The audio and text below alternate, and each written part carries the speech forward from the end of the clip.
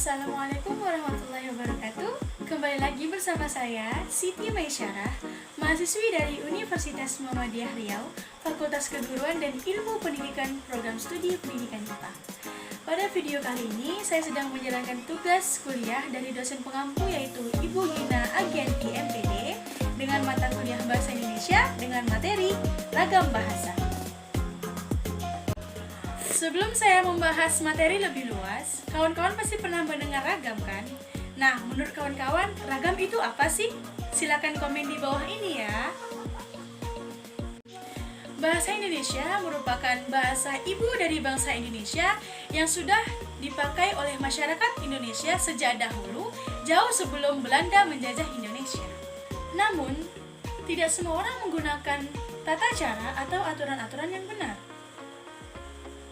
Salah satunya, penggunaan pada bahasa Indonesia itu sendiri yang tidak sesuai dengan ejaan maupun kamus besar bahasa Indonesia.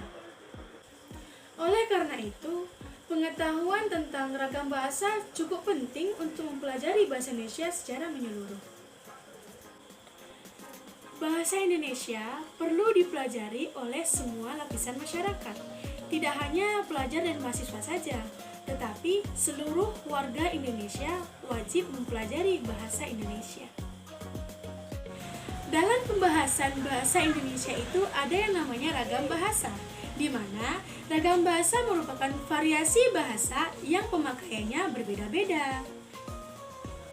Ada ragam bahasa lisan dan ada juga ragam bahasa tulisan. Di sini, yang lebih ditekankan adalah ragam bahasa lisan, karena sering digunakan dalam keseharian sehari-hari, misalnya mengobrol, puisi, ceramah, dan lain-lain. Selanjutnya yaitu fungsi ragam bahasa. Fungsi bahasa Indonesia dalam kapasitasnya sebagai bahasa nasional. Yang pertama, mampu menyatukan ribuan bahasa yang beragam di Indonesia. Yang kedua, speaker Indonesia. Dan yang ketiga, simbol bahasa nasional.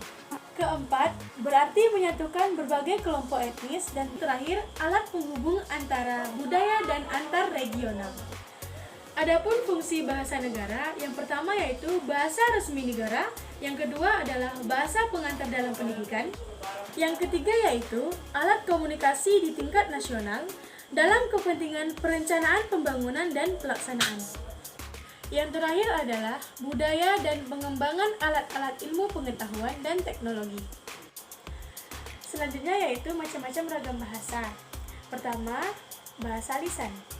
Bahasa baku lisan didukung oleh situasi pemakaian, sehingga kemungkinan besar terjadi pelepasan kalimat. Namun, hal itu tidak mengurangi ciri kebakuannya. Ciri-ciri ragam lisan yang pertama yaitu memerlukan orang lain atau lawan bicara. Yang kedua, tergantung situasi, kondisi, dan waktu. Yang ketiga, tidak hanya memperhatikan unsur gramatikal, hanya saja perlu intonasi serta bahasa tubuh. Selanjutnya, ragam bahasa tulis. Dalam penggunaan ragam bahasa baku tulis, bermakna kalimat yang diungkapkannya tidak ditunjang oleh situasi pemakaian. Penggunaan ragam bahasa baku tulis diperlukan kecermatan dan ketepatan dalam memilih kata.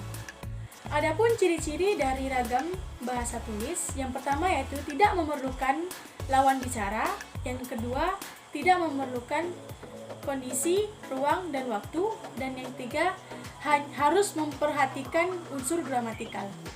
Bahasa Indonesia yang baik dan benar adalah bahasa Indonesia yang digunakan dalam situasi pembicaraan, yakni sesuai dengan lawan bicara, tempat pembicaraan, dan ragam pembicaraan, dan sesuai dengan kaidah yang berlaku dalam bahasa Indonesia. Demikian yang dapat saya sampaikan, terlebih dan terkurang saya mohon maaf. Jika ada kesalahan dari materi, silakan dikomentar, karena yang benar datanya dari Allah dan yang salah datanya dari diri saya sendiri. Saya Siti Maisyarah, pamit undur diri. Wassalamualaikum warahmatullahi wabarakatuh.